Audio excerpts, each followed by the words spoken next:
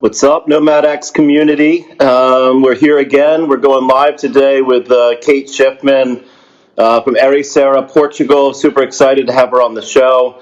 Just gonna be waiting here for a couple minutes just until she logs in and comments, and we'll bring her in live. But yeah, if you guys have any comments, have any questions for Kate, definitely let us know. Really excited to have her on this interview. We've got a lot of great feedback. She knows a lot of people in the community, and yeah, she's got a really great reputation. Okay, so it looks like Kate's going to be joining us here in a second. Just hold on with us. Hey, Kate, how are you? Hi, Dave. I'm good. Thank you. Thanks so much for having me on. Hello, community. All right, we're super happy to have you on the show, and we've been looking forward to this one. You've got a lot of really great. You have a lot of people that really like you out there in the community. I was getting a lot of great feedback. Everyone's super excited I hope so. Thanks. that you're on today. So let's see here. So yeah, just to kind of get things started, this is going to be one of our nomadic travel episodes. You're getting featured. You're the second one we've done so far this year. But we want to kind of kick these things off faster. Do you have any quick tips, tricks, anything you'd like to share with the community just to get things started? Everyone's looking for some hacks these days on how best to travel, and you've got a lot of experience. Well, in terms of hacks, it's going to be a little bit of a disappointment, but I can tell you how you can actually set up your whole nomadic life so that you're actually enjoying it. Because as you know a little bit from my bio, I've been a nomad pretty much since 8 years old. So living between several countries is something that I grew up with, and living a life in that way requires a certain set of skills, emotional skills, and everything else. And what I found was that this lifestyle is amazing. It's incredible, and it's so liberating. But it's actually the how, not the why, right? It's great to have this freedom, but when you have freedom and you don't know what to do with it, it just kind of, what's the point? Like, you can be as unhappy in Bali as you are in Manhattan, stuck on the train.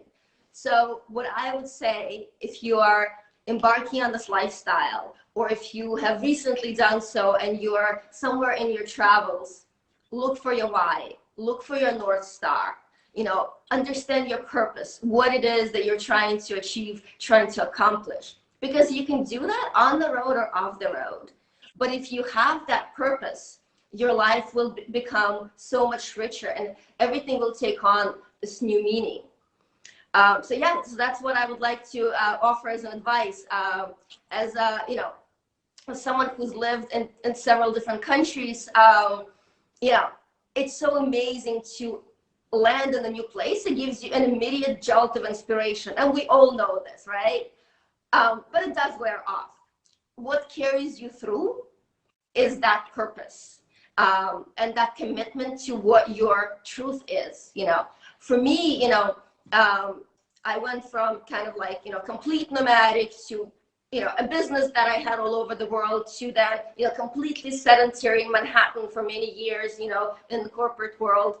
And as I kind of planned, and plotted my next path, I had to dig really deep into myself and say, yes, I want to get the hell out of New York. I've never lived in a single country for this long. Like, this is crazy. Like, I have a mortgage. Like, this is not happening, And instead of just like packing the suitcase and being like, all right, I'll just go and figure it out as I go, I actually plotted my career in a way that brought me to being able to have a location-independent life on my own terms and with the lifestyle that I find comfortable, So, just giving my own example, I started out, in startups, and I was working, at a super, super cushy job, as I'm sure a limited vacation, like all the perks, blah, blah, blah. I could have stayed there, but I knew that if I wanted to eventually become location independent, I needed to expand my set of skills and my network. So I left the cushy job. I went into the agency world, which, again, as you know, is a whole different ballgame. You work 27 hours a day, and nobody says thank you. Yeah. But I learned so much, and I expanded my network, and eventually I was able to, create the conditions that allowed me to then pack the suitcases and not worry about finding a job. In the 4.5 years that since I left New York, I haven't had to look for work. But it was a long time in the making. And I'm not saying that people should take, 5 years to plot this, because time is also of the essence. But think strategically what you want and what kind of lifestyle do you want for yourself. And then you go, That's great advice. Did you ever head back, or you just been on this continuous journey since you left New York? So, yeah, I actually, I came here to Portugal and I fell in love, and I decided to stay here, at least for the time being. So at the moment, I'm more of a serial expat than a nomad. I definitely want to continue, and once this wonderful situation we're in goes away, I definitely want to travel more, and I want to stay in places and travel slowly, right? I never really understood this thing of like, oh, we have like 10 days to do Europe, and like you go to all the capitals, marching orders. Like, I don't get that. So yeah, like I want to go, really want to go to Madeira, to Gonçalves, nomad village. Really want to explore Georgia.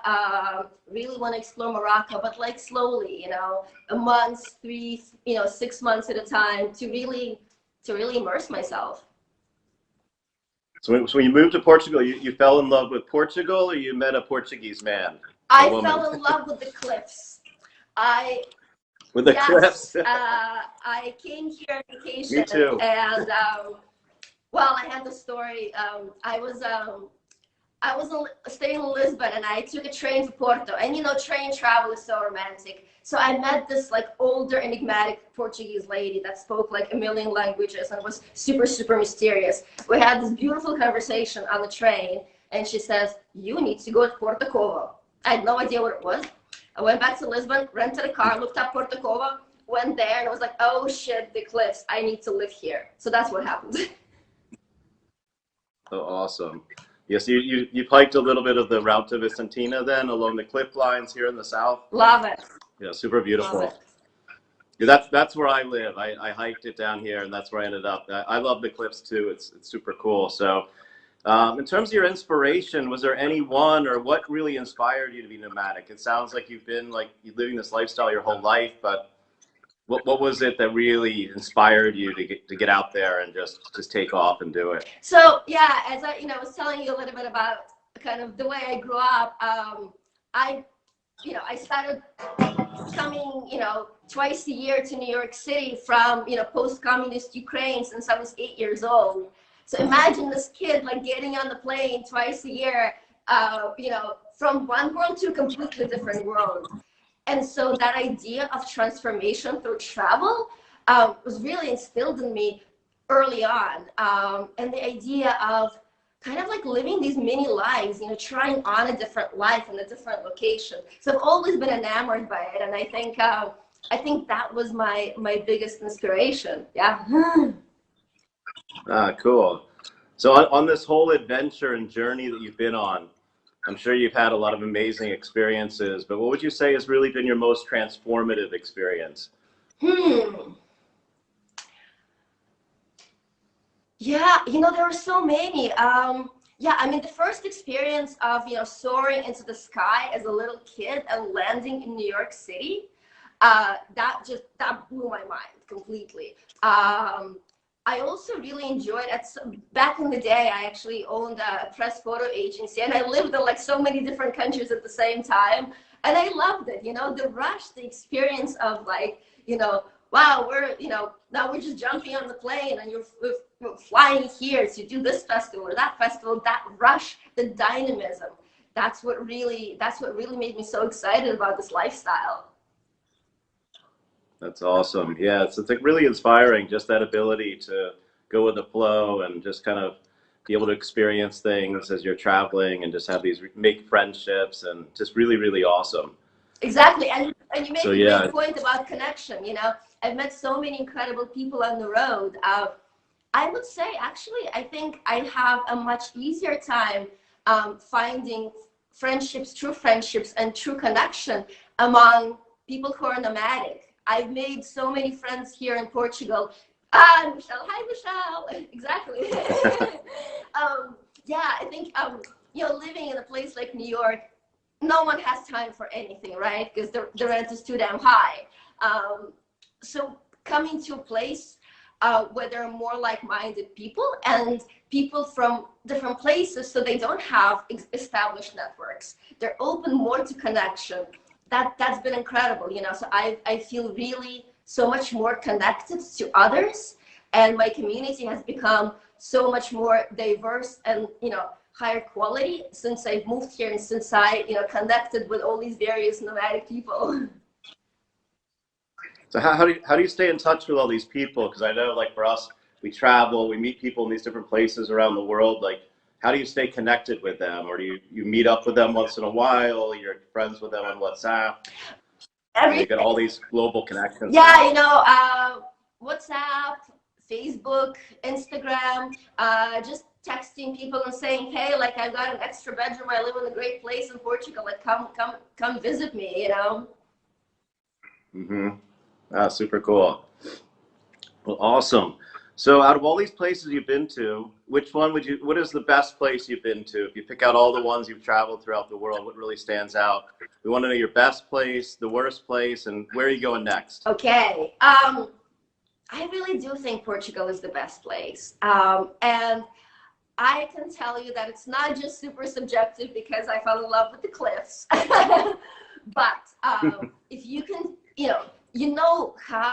how many nomads and how many expats are coming here, the incredible opportunities that the budding startup industry is offering here. It is a very friendly place to start something new, to find yourself, to collaborate. The amount of talent here at the moment is incredible, and I love the spirit of collaboration and helping people. Like, as I'm gearing up to launch my co-living, I'm meeting everybody from people in the government, in the Portuguese government, to startup structures, to everything. And the amount of time very important people are giving me here, me completely from the street, is incredible. So I really encourage people, if you're looking for a place to to park up your startup, to start something, this is a great place. It's friendly. It's perfectly positioned, geographically and within, all the kind of world systems. It's within the EU. It's a government that really encourages entrepreneurship and encourages, foreign people coming here and making something. I think it's a great place. Yeah. And so my least favorite place, and I am sorry, it's Mauritius. I went there and 2 weeks was too long. Mm-hmm. The beach is the beach, as we all know. The beach only does it, for a little while, and at some point it's like, okay, this is great sand, but if there's nothing else, if there's no culture or community, it doesn't quite do it for me. In terms of where I'm going, yeah, so hopefully once the lockdown is over, I'll be able to fly to Madeira, because I'm super curious to experience the nomad village. I definitely want to go, want to join Michelle on one of her nomad escapes. I really, really loved the one I went on in August. This is it's actually a fantastic opportunity that I would suggest to anyone embarking on this lifestyle to join, because the atmosphere she creates is fantastic for entering this industry, for entering this lifestyle. Her experience, and she's so giving. Her curation, her very, very thoughtful curation of people and experiences within the retreat. I've seen that help people, sort through different kinds of issues, find their path, find different opportunities, connect. We're still, friends with all the people that we were on the retreat. So definitely, like, one of those things. I definitely want to join that. Awesome. So you went on one of her retreats? Yeah, in August. Okay. Oh, cool. I didn't realize that. So that's like that's super cool. Yeah, I love Michelle, and everyone I talked to has said the same thing that's going on one of our retreats. So that's great feedback. We'll give Michelle a little pitch here from Nomad Escape. So thanks, Kate. Well, that's super cool. Yeah, I fell in love with Portugal too. I fell in love with the cliffs and the culture, and there's just so much amazing things going on here. And I agree, the Ponta do Sol initiative is going to be amazing. We're super excited, and we keep getting there's new articles that are being written every day in different places throughout the world. So we're expecting a lot of good PR. We're expecting a lot of people to go there, and it's so close to Portugal and Europe and the US, which I think is awesome. One of the things we really try and promote here at Nomad X is conscious travel, and I think with this pandemic, everyone's becoming a lot more conscious. I know especially the younger generation, it's a big focus of theirs, whether it's through yoga, meditation. One of the key things I'm kind of interested in is hearing from the nomads, how do you integrate this consciousness into your business, into your travel, into your personal life?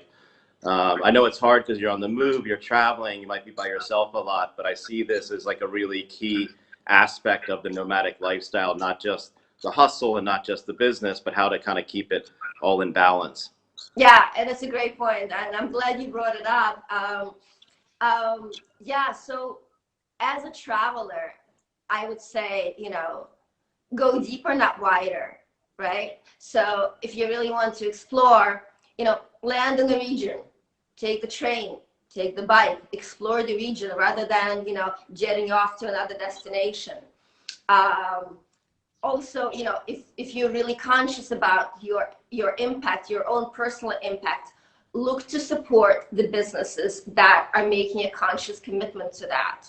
And it's not easy to always know that, right? How do you know if a co-living space is built sustainably and what they're doing, So at the moment, I'm actually partnering up with Coliv, which is the organization I know you're going to be speaking with in a couple of days. So I'm developing a sustainability framework for co-living spaces with them, so that together we can put some kind of a framework to help co-living owners and operators optimize their spaces to be more sustainable, and also signal that to their customers and prospects, because it's important to vote with your wallet. Yeah, so I would say that, totally. In my particular example, the entire idea, the entire focus of the co-living is environmental sustainability. I chose the plot. It took me like more than 6 months to actually find the plot. I chose the plot in the way that it's accessible by public transport from Lisbon. I'm installing e-bikes to make sure that people are able to travel everywhere, in the Ericeira area by bike.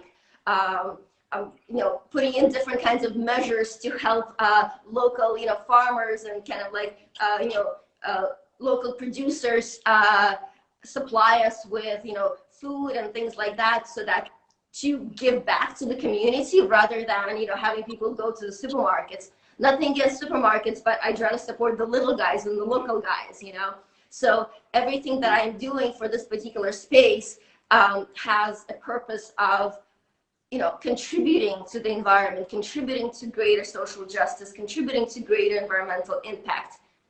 So yeah, look for those things, I would say. That's awesome. Yeah, tell us a little bit more about your space, because I know a little bit about it. Obviously, just give us a little bit of information. That's awesome. There's a focus on sustainability. I know you're in Ericeira. Like, what's the inspiration? Tell us about this project. What's happening with it? Who you're trying to bring in as guests, and what stage are you at with the project? When can we expect this going live? Yeah, sure. So I bought the land over a year ago. I was hoping to be in construction by now, but a little thing happened. What do you know? And I had a very conscious decision to make, around the middle of March. Do I go ahead with this, or do I think that bringing a tourist project, into a world where no one can travel is kind of a stupid idea? But I think if this pandemic taught us anything, is that we have a huge need for community, for connection, and smaller scale spaces, smaller scale frameworks that facilitate that connection are going to be our answer to so many issues we're seeing in society, like loneliness and, disconnect, generational disconnect, and all of these different things. So I made the decision to go ahead. I had an incredible experience designing the project, the actual architectural space with my architect. At the moment, we're waiting on the camera permission to build. So I'm expecting in the next, I would say, year and a half, we should be completed. In addition to kind of like the, this environmental aspect, I also want to bring another idea into the project, and the idea is wellness through art and design. So there are ways, as I'm sure a lot of you guys know, to optimize your space to feel better. And it's everything, from lighting to colors to textures, right? But it's such subtle things that as a user, let's say, as a human being, you're not always conscious of why you feel good in a space, or why, for some reason you just can't work in the space, or you don't feel good. So there is, there's a whole discipline behind this, and I'm working with one of the luminaries in this discipline called Barbara Irvine on creating the space in a way that every room, every space within the co-living is optimized to its purpose. Well, that sounds amazing. It's amazing. There's like a whole science to this. It's like when you go to a retail store and they kind of funnel you through, they've got the right music and they put you in the buying mode. I know it's like that environment, having the right environment can create a lot of inspiration, whether it's being in nature or whether it's the environment of your home, or whether you're feeling a relaxed environment, or what colors there are. Things like that is all super important. I used to be part owner of a nightclub, and there was this whole philosophy of how you navigate people through a nightclub so they never leave.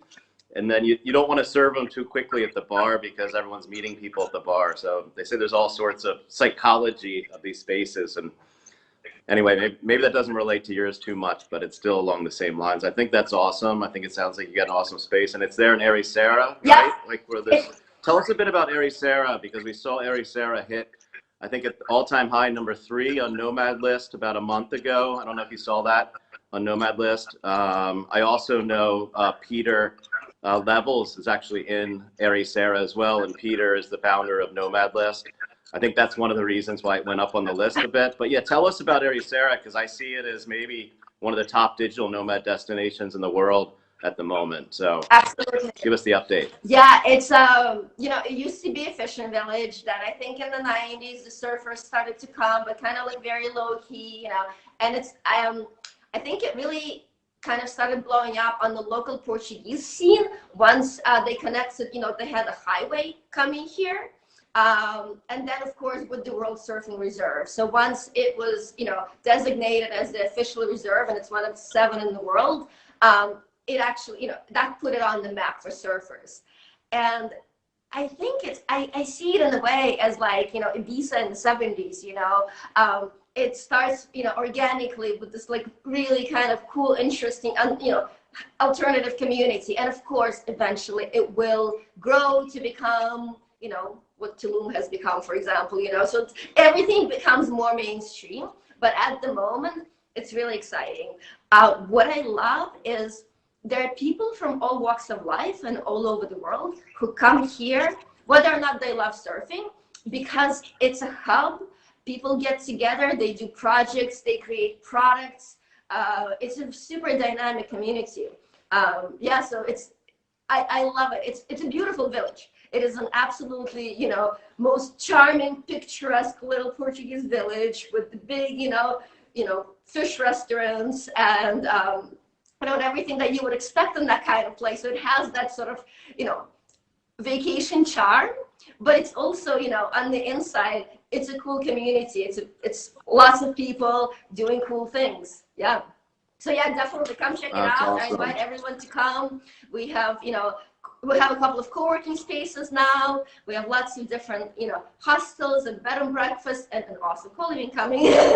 But yeah, definitely come. Which co-working spaces would you recommend? Maybe you can give us some hot tips on Ericeira. What are the best co-working spaces? Where's the best beach to go surfing, and maybe a favorite restaurant or something? Sure, yeah. So we have 2 co-working spaces. One is called Salt, and the other one is called Kelp. They're both really nice, really beautiful, on a smaller scale, because obviously it's a village, but perfectly, spacious for even, in the time of the pandemic, perfectly spacious, nice community, both of them. Salt is kind of like slightly more established. Kelp is a newer one. They're both super nice. In terms of, beaches, so I'm really bad at surfing, so probably not the best person to give you advice on that.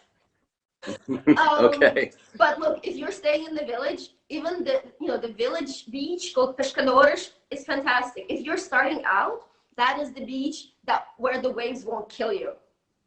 So if you're just starting out, go there. Okay, awesome. Those are the waves I need, I think. I'm learning how to surf, and this pandemic forced me to get me out on the ocean a lot more, so I'm actually getting decent. So I might be ready for Ericeira here pretty soon. Excellent. Come up and see you, Kate. Let's see here. So we've only got a couple minutes left here, and I've got another person. Actually, we're doing a double header today. If you want to stay on, Kate, afterwards, you can watch Marcia. She's really amazing. But yeah, we just want to get like a little bit, like, what's your forecast? What are you doing for this next year? And then what's your vision for this nomadic movement in the next 3 to 5 years? Yeah, sure. So I'll start actually with the second question, because I do think about it a lot. Right. As we were talking before, I see this kind of niche, lifestyle becoming mainstream, faster than we can say the word mainstream, right? And with that, comes kind of like, a redefinition of everything: relationships, money, work, our relationship to everything. And also opportunities, new products being created, new technologies, traditional industries being disrupted, new industries, being created, all as, as this becomes just another lifestyle, even the words remote work, I think eventually will be obsolete. A location-dependent lifestyle, I see in the next, at least 5 years, really growing into another legitimate mainstream lifestyle choice. And as this happens, as we all build this, this community is so dynamic. As we all build this into a new reality, I see the world adapting to it. I see, tax codes need to change, banking, real estate, all of these different industries are going to change to allow people to live these dynamic, flexible, and ultimately more fulfilling lives. Yeah, I definitely agree. I think we're in the midst of a revolution here, and people are becoming much more conscious. People have a lot more independence and freedom, and that just doesn't mean your freedom of your country, but freedom to really be anywhere, live the lifestyle that you want, and not be stuck living in a city or commuting, but really have the opportunity to work on things you're passionate about, plus also have an amazing life. And I think, having you on the show, Kate's been amazing. You obviously exude this lifestyle. You've been traveling the world. You're doing an amazing entrepreneurial project. You're super connected in the community. We'd love it if you could just leave our community with one last special VIP offer before we leave, and then we're gonna have to wrap things up, unfortunately. Yeah, absolutely. So if you, Dave, if you post the URL, I have a very, very special offer for the Nomadic community. If you go to this link and sign up, you will get an incredible offer, a 50% off your first night at the Coliving, whenever that opens, probably in the year and a half, with reduced rate. So I encourage you to come and to take advantage of this and to sign up.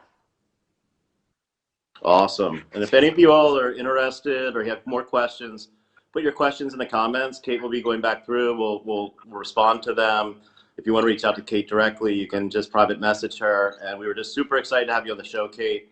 I didn't really know much about you before, but I think you've got an amazing story and a lot of success ahead of yourself. And just, best of luck with everything. And anything we can do to support you, just let us know. We're here for you and wishing you all the best. Excellent. Thank you so much for having me, Dave. All right. Bye.